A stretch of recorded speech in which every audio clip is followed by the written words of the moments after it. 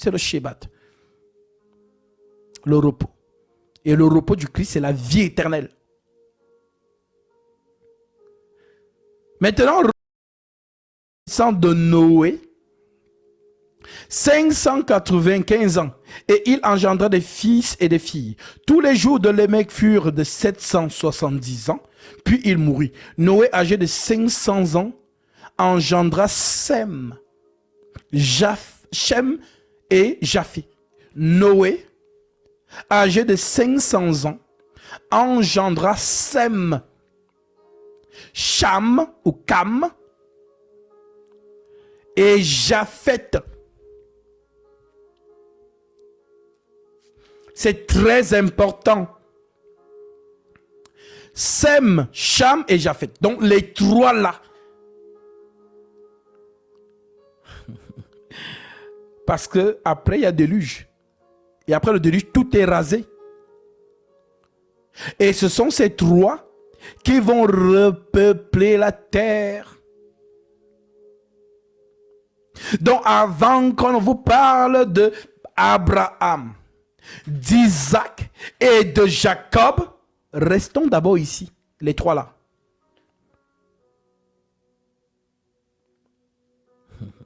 Maintenant, entre les trois là, Dieu a choisi qui? Parce que c'est trois frères. Mais Dieu va choisir un seul. Continuons.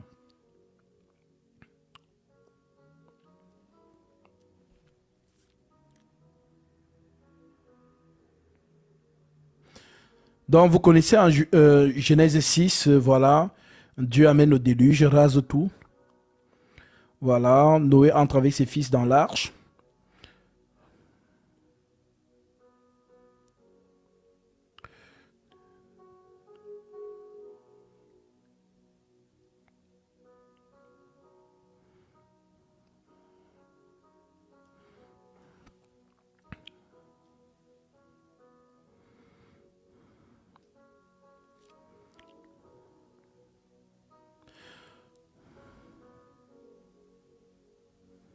Donc voilà, Genèse 9, Dieu établit l'alliance avec les fils, ainsi de suite.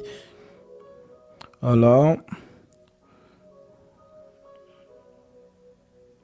Dans la malédiction de... Voilà, donc en fait c'est très important. Bon, je vous saute, nous arrivons dans Genèse 9, ceux qui sont à la maison, quand vous avez le temps, vous allez lire. Maintenant, je prends Genèse 9, je prends le verset 18. Les fils de Noé qui sortirent de l'arche étaient Sem, Cham et Japheth. Donc ici, on sort de l'arche, il n'y a personne sur la terre. Donc, n'écoutez pas les inventions que les Kémites.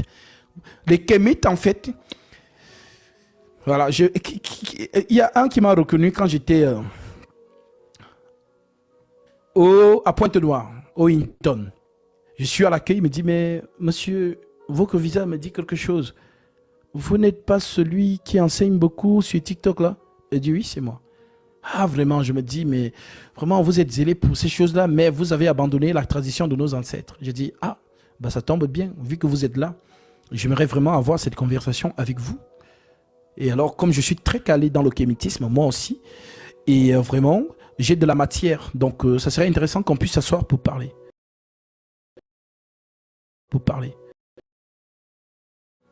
Mais je ne l'ai plus revu. Parce que les kémites, c'est le brouillard. Quand tu entres en profondeur, tu dis, ok, bon, le premier homme, selon le kémite, c'est qui? Il commence à te parler, non, l'énergie, la matière, tu sais, le vent a fait que... Ils n'ont pas tous la même réponse. C'est là où ils divergent. Donc, ils ne tiennent sur rien, les kémites que vous voyez là. Alors, il n'y a plus personne sur terre. Alors, on nous dit au chapitre 9, verset 18, les fils de Noé qui sortirent de l'arche étaient Sem, Cham et Japheth. Cham fut le père de Canaan. Donc, Cham engendre un fils qu'on appelle Canaan. Et Canaan, je vous ai toujours dit, c'est un vaste territoire. C'est un vaste territoire. Et dans ce territoire-là, on trouve beaucoup les Amoréens, les Éviens, ainsi de suite. Même Jébuse sort de là.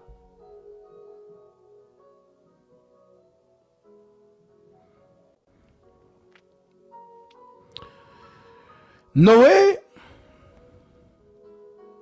ce sont les 3 fils de Noé, et c'est leur postérité qui peupla toute la terre.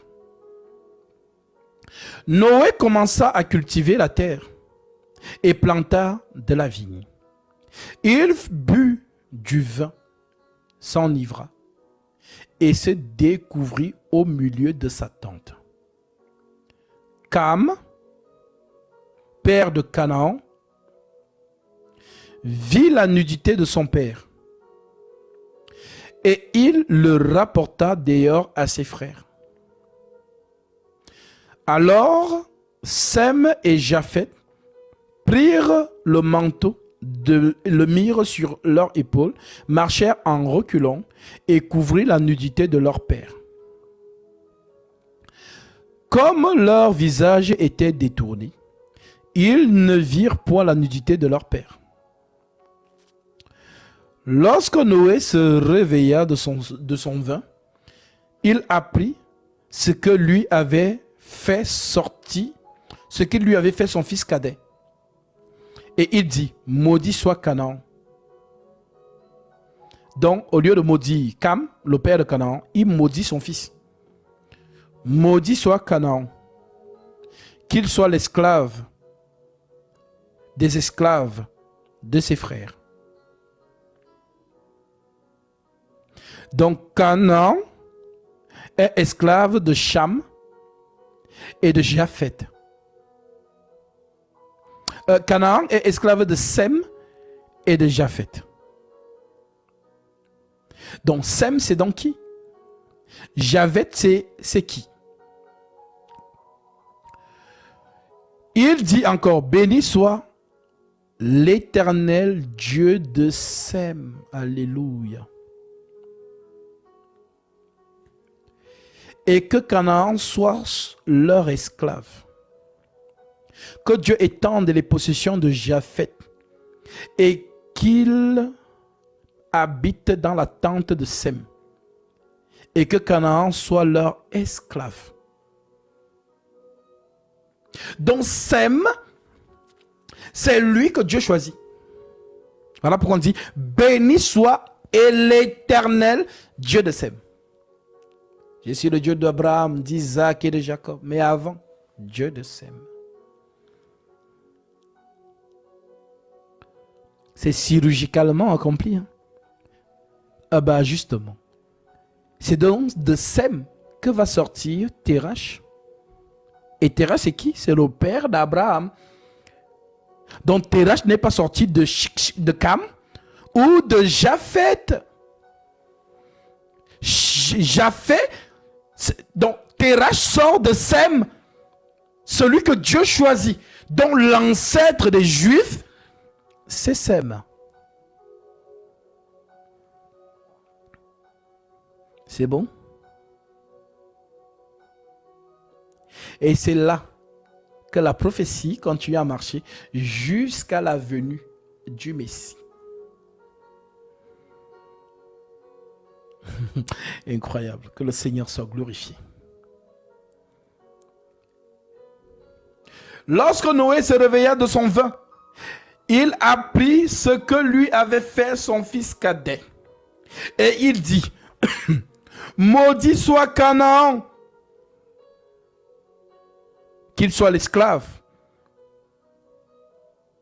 Ah, la parole de Dieu, elle est efficace. Lorsqu'il prononce sa parole, ça s'accomplit. Sa parole est vivante. Donc vous pourrez tout dire. Oh, les blancs ont fait ceci. Oh, vraiment, c'est la prophétie. Change alors ça. Appelle tes démons là. Tes calebasses là. Oui, fais les coris que vous avez. Quand on vous voit, vous faites des crèches, vous mettez les coris, les colliers. Appelez les démons de ça là. Qui viennent enlever cette malédiction. On voit donc si vos démons là sont forts. Lorsque vous ne connaissez pas, posez les questions. Que de vous laisser embourbiller dans des faux raisonnements. Oh non, le Dieu de Faux raisonnement. Oh non, le Dieu de nos ancêtres. Alors, appelle tes ancêtres là, alors.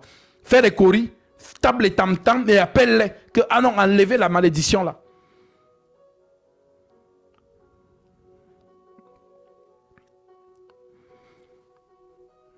Votre sorcellerie là, on vous voit seulement passer la nuit avec les balais.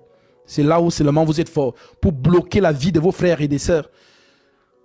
Genre, tu es dans la même famille. Dès qu'on voit que non, tu es brillant, tu veux faire quelque chose, on bloque. Tac, dans la mamie. C'est là où on voit c'est là où votre communisme est fort.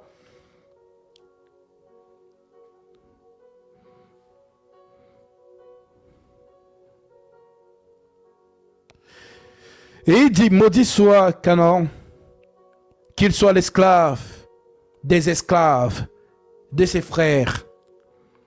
Il dit encore, béni soit l'Éternel, Dieu de Sem. Oh. Dieu de Sem. Béni soit l'Éternel, Dieu de Sem. Et que Canaan soit leur esclave. Que Dieu étende les possessions de Japheth. Que Dieu étende les possessions de Japheth. Et vous voyez Japheth prendre les possessions. Eh oui, Japheth prend les possessions. C'est lui qu'on appelle Occident aujourd'hui.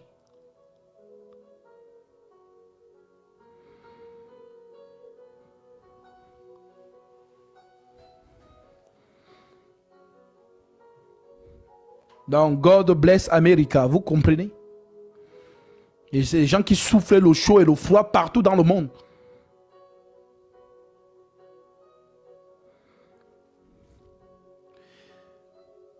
Il dit encore, béni soit l'Éternel Dieu de Sem, et que Canaan soit leur esclave, et que Dieu étende les possessions de Japheth, qu'il habite dans les tentes de Sem, et que Canaan soit leur esclave.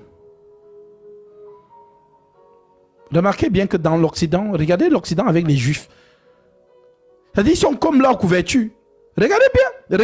Regardez ici en France, aux États-Unis.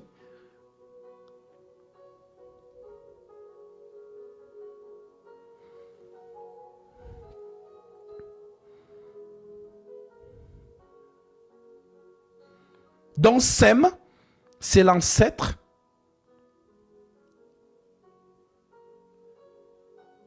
d'Abraham.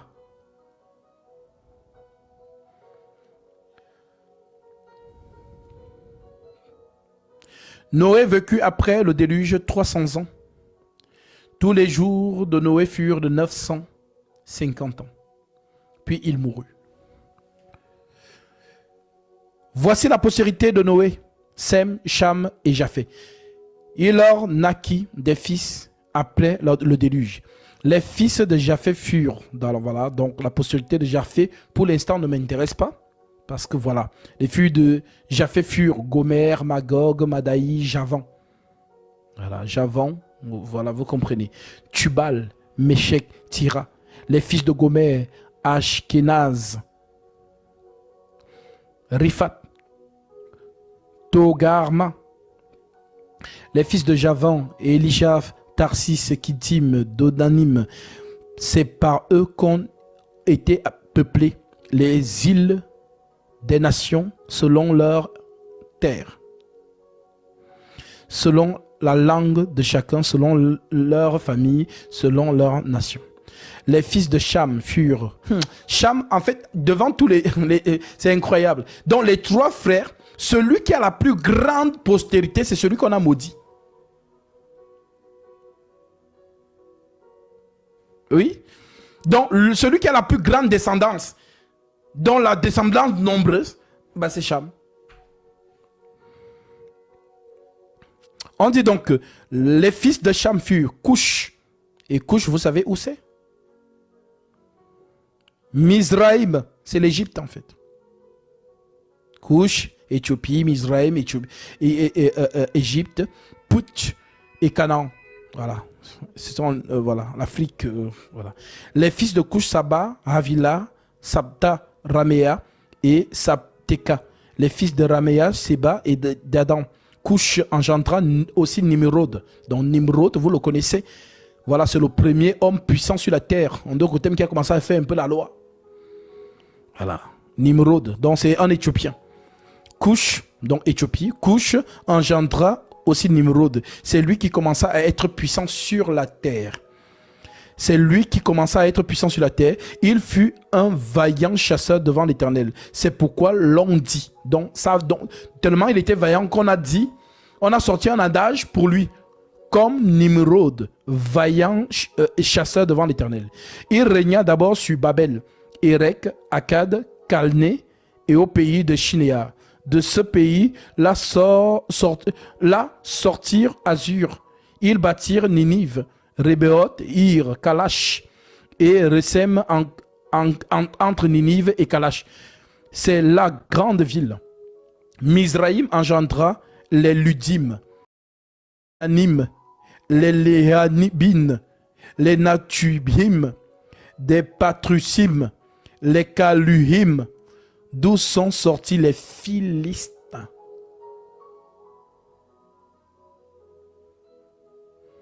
Donc, Philistins sortent du côté de Canaan des Africains. Philistins.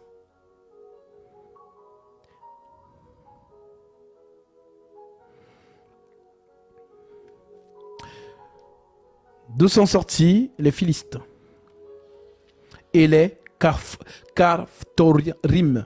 Canaan engendra Sidon, son premier-né, et Heth. Donc Heth, c'est, vous avez vu Rebecca. Rebecca interdit à ses deux fils, Jacob et Ésaü, de prendre pour femmes les filles de Heth. Donc ce sont toujours les Africaines toujours.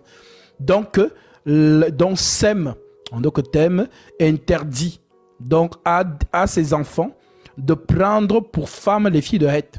Pourquoi? Parce qu'elles sont réputées pour faire la sorcellerie. Elles bassent les hommes. Et ça continue en Afrique jusqu'à aujourd'hui, le bassage. Voilà, les femmes, dès qu'elles voient que tu as l'argent, là, elles te bassent. Voilà.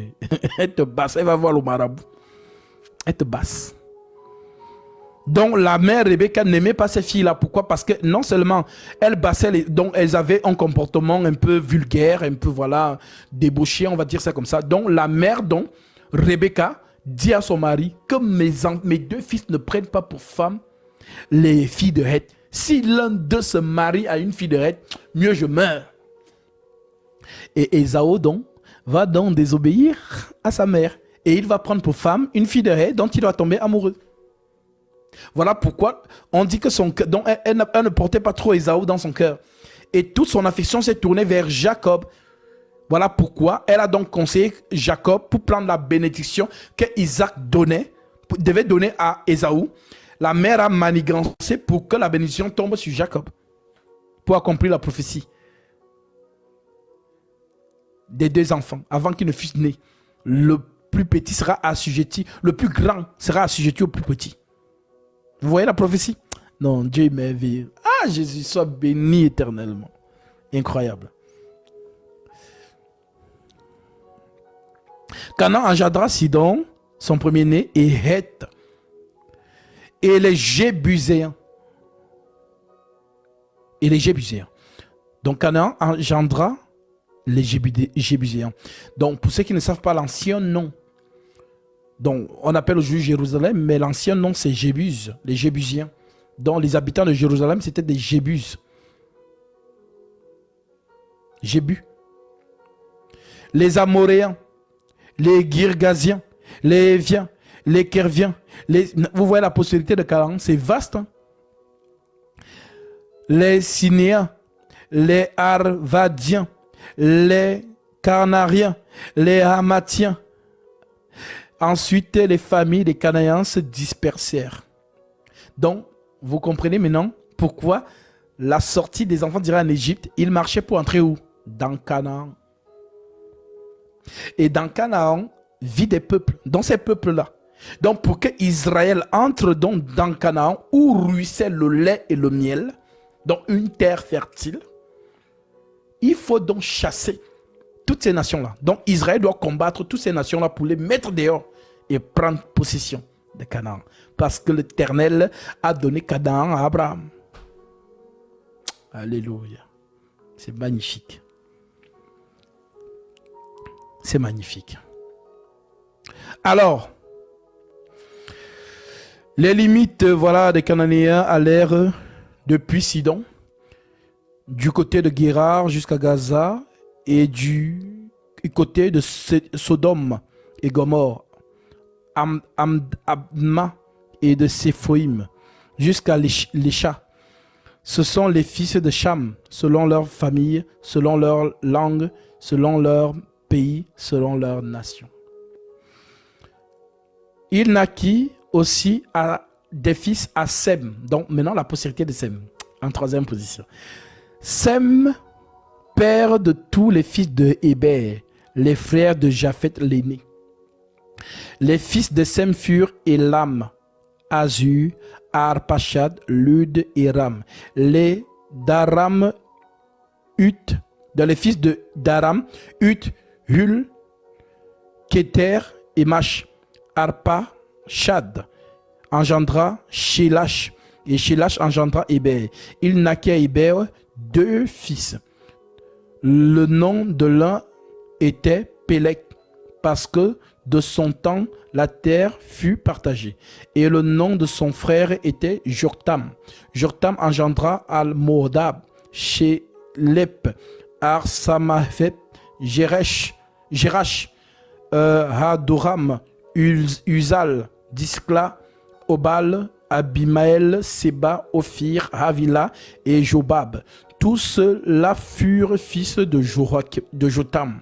Ils habitèrent depuis Méchat, du côté de Sépha, jusqu'à la montagne de l'Orient.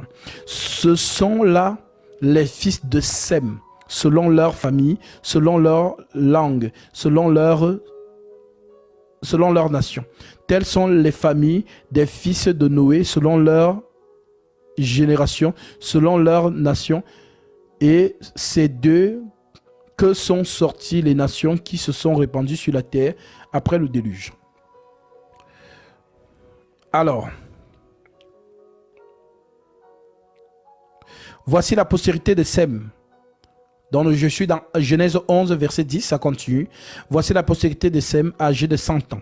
Engendra Arpachad 2 ans après le déluge. Sem vécut après la naissance d'Arpachad 500 ans et il engendra des fils et des filles. Arpachad, âgé de 35 ans, engendra Shélach. Et Parchat vécut après la naissance de Shélach 403 ans. Et il engendra des fils et des filles. Shélach, âgé de 30 ans, engendra Héber. Shéla vécut après la naissance d'Héber 403 ans et il engendra des fils et des filles. Héber, âgé de 34 ans, engendra Pélec.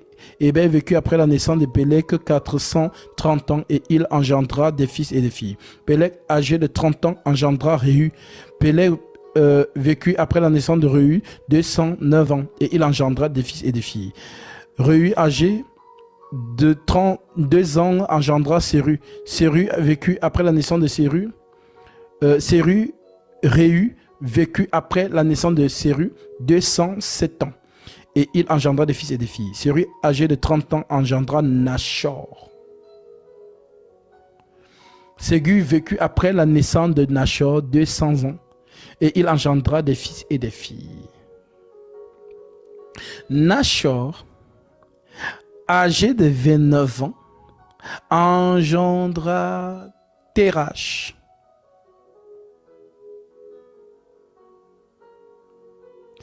Térach, c'est qui donc? C'est le père d'Abraham. Donc c'est la lignée de Sem que Dieu a choisi. Et c'est de là que sort Térach. Térach, Nachor vécut après la naissance de Térach 509 ans. 119 ans et il engendra des fils et des filles. Térach, âgé de 60 ans, engendra Abram. Alléluia. Abram, l'ami de Dieu. C'est celui-là que Dieu va donc changer son nom en lui disant, tu ne t'appelleras plus Abram, mais tu t'appelleras Abraham. En d'autres termes, je mets la prophétie sur toi. Abraham veut dire père d'une multitude. Donc, le Abraham, c'est qui? C'est Dieu lui-même.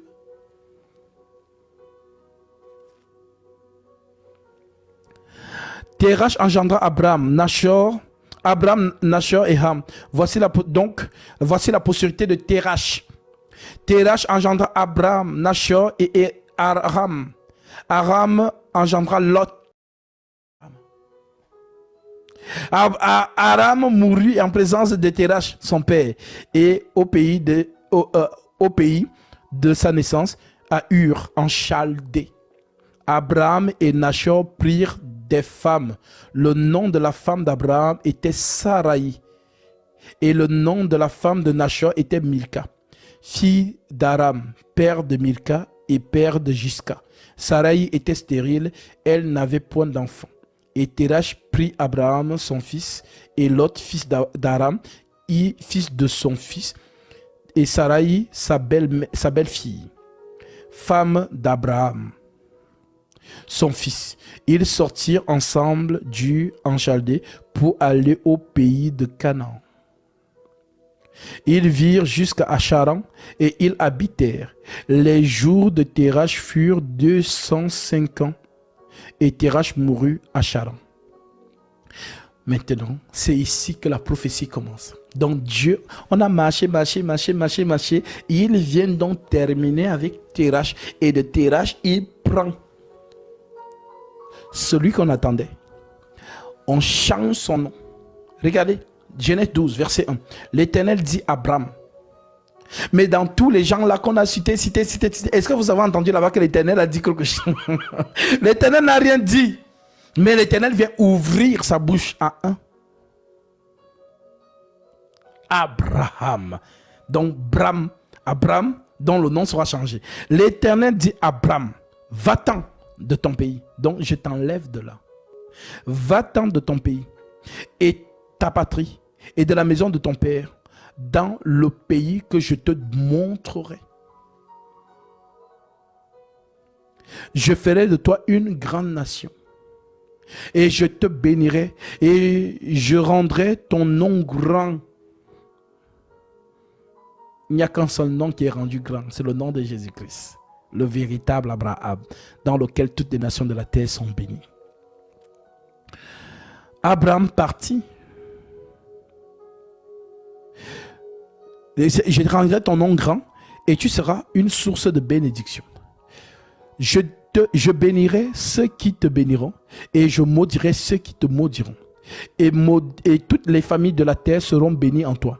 Abraham partit comme l'Éternel lui avait dit. Et Lot partit avec lui. Abraham âgé de 75 ans. Hein? Donc il sort à 75 ans et il meurt à quel âge? Abraham est mort à quel âge?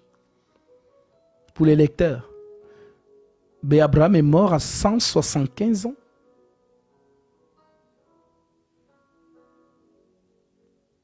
Donc il a marché avec Dieu 100 ans. Alléluia. 100 ans de marche avec ce Dieu-là.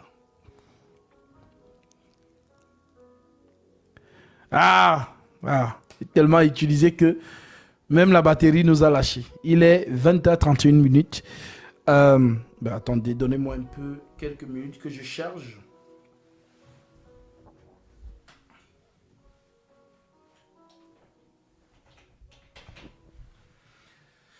Parce qu'avec la Bible en papier, on perd le temps à beaucoup chercher.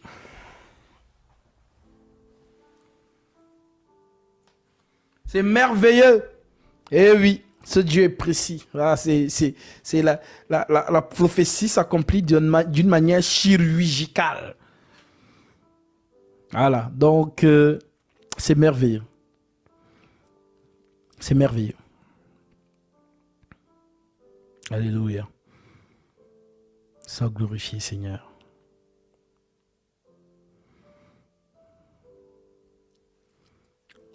Alors, nous continuons.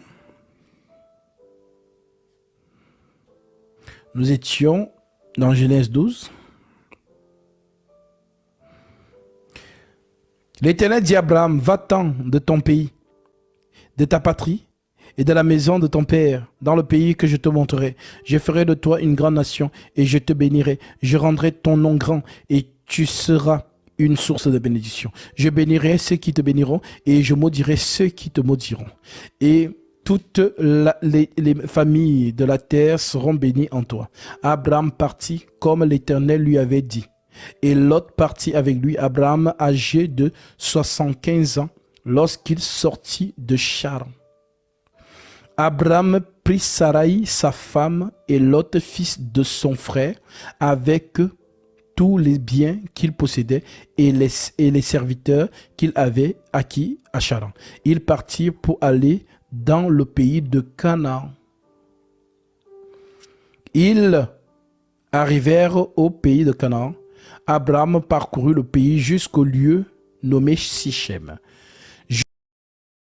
de Morée. Les Cananéens étaient alors dans le pays.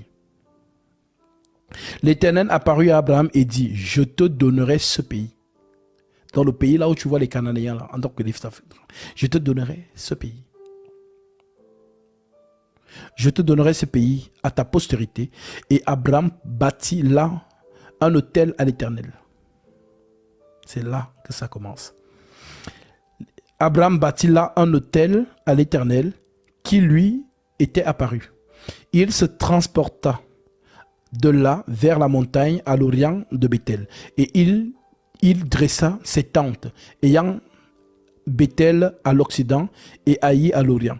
Et il bâtit encore là un autel à l'Éternel et il invoqua le nom de l'Éternel. Abraham continua ses marches et en avançant vers le midi. Il y eut une famine dans le pays. Abraham descendit et en Égypte pour y séjourner, car la famine était grande dans le pays. Comme il était prêt d'entrer en Égypte, il dit à Sarai, sa femme, voici, je sais que tu es une femme belle de figure. Quand les Égyptiens te feront, ils diront c'est sa femme, et ils me tueront et te laisseront la vie. Dis, je te prie que tu es ma sœur, afin que je sois bien traité à cause de toi. Donc Dieu sait qu'on peut tuer un homme pour prendre sa femme. Surtout si ta femme est belle là. Voilà. À l'époque même, lorsque ta femme était belle, dès que tu passais avec elle quelque part, le chef du village disait, prenez la femme là. C'est ma femme maintenant. Et tu n'avais rien à dire. Si tu voulais pleurer, on te fouettait. Voilà. Donc, il faut cacher vos femmes. Voilà. Parce que, surtout si elles sont belles. Voilà. Les patrons qui vous disent souvent que non, c'est un dîner des collaborateurs. Voilà, invitez vos femmes. Venez. Non, il veut voir ta femme. Si ta femme est belle, c'est là où il va maintenant dire à ta femme. Le mari, toi, tu ne seras pas au courant. Il va dire à ta femme que, bon, si tu ne couches pas avec moi, je vais licencier ton mari. La femme se retrouve piégée. Le mari ne fait qu'avoir les promotions, mais il ne sait pas que c'est le travail de sa femme. Parce que le patron couche avec elle. Ah, il y a les choses ici dehors. Dans votre vie de famille, là, laissez ça dans la maison.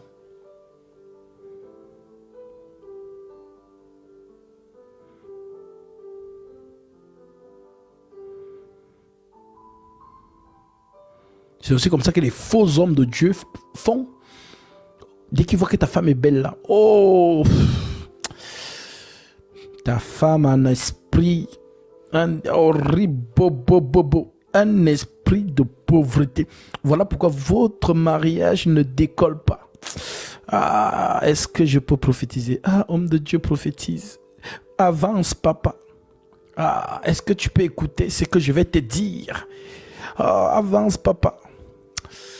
Ah, tu vas voir. L'esprit là vous retient. Vous ne pouvez pas avancer. Il faut que j'entre dans ta femme. Et quand je deviendrai une seule chair avec elle, l'esprit qui est en elle entrera en moi. Et moi, comme mon esprit est fort, je vais détruire cet esprit. Et tu vas voir comment ton mariage va devenir riche. Voilà le toto spirituel qui accepte aussi. il convainc sa femme. Rendez-vous 14h, arrange bien le lit. Je vais venir. Et qu'elle soit déjà bien habillée, voilà, dans le peignoir, elle m'attend dans le lit. Voilà, et toi tu vas rester au salon, tu vas prier en langue sans t'arrêter. Ribobo, ribaba, jusqu'à ce que je sorte de la chambre. Parce que le combat sera vraiment... Oui, oui, il faut vous dire ces choses. Parce que ces hommes-là ont détruit des familles. Ils ont détruit des familles. Alors là, c'est le mari avec sa femme. Mais il y a des mamans célibataires que le pasteur, le soi-disant pasteur Mougou, avec ses filles, dit que, tes filles ont un esprit de pauvreté, elles ne pourront pas... Oh, ribobo, ribaba. Voilà comment la maman commence à paniquer. Maintenant, on propose... Il lui dit non, il faut que je... Vraiment, ce sont des choses spirituelles. Il faut vraiment que je mougou ta fille, je mougou, voilà. Il faut vraiment qu'on devienne une seule chair pour que je détruise vraiment cet esprit-là. Il y a des femmes faibles qui acceptent. Qui acceptent. Donc voilà le faux homme de Dieu, le voyou spirituel qui mougou la maman, il mougou la fille aînée, il mougou l'autre fille, ainsi de suite. Ce sont des réalités. Donc, soyez vigilants et vigilantes. Alors, Abraham sait que en Égypte là-bas, les gars sont rapides. Donc, quand ils vont voir ma femme là, certainement, ils vont vouloir la prendre. Comme il était prêt d'entrer en Égypte, il dit à Sarai et à sa femme, voici, je sais que tu es une femme belle de figure. Quand les Égyptiens te verront, ils diront c'est sa femme, et ils me tueront et te laisseront la vie. Dis, je te prie que tu es ma sœur, afin que je sois bien traité à cause de toi, et que mon âme vive grâce à toi. Lorsqu'Abraham fut arrivé en Égypte, les Égyptiens virent que la femme était fort belle. Les grands de Pharaon la virent aussi et la vantèrent à Pharaon. Et la femme fut amenée dans la maison de Pharaon. Elle a dit, tu vois, on dit, non, ta femme, on l'amène chez Pharaon. Il traita bien Abraham à cause d'elle. Parce qu'on pensait que c'était son, voilà, le petit beau, quoi, le beau-frère. On donne les cadeaux. Et il traita Abraham à cause d'elle. Et Abraham reçut des brebis, des bœufs, des ânes, des serviteurs et des servantes et des ânesses et des chameaux. Mais l'Éternel frappa de grand près Pharaon et sa maison et au sujet de Sarai, femme d'Abraham. Alors Pharaon appela Abraham et dit, qu'est-ce que tu m'as fait? Pourquoi pourquoi ne m'as-tu pas déclaré que c'est ta femme? Pourquoi as-tu dit, c'est ma sœur? Aussi, je l'ai prise pour femme. Maintenant, voici ta femme, prends-la et va-t'en. Elle et Pharaon donna ordre à ses gens et le renvoya, lui, sa femme et tout ce qui lui appartenait. Alors, c'est quoi la pensée céleste ici?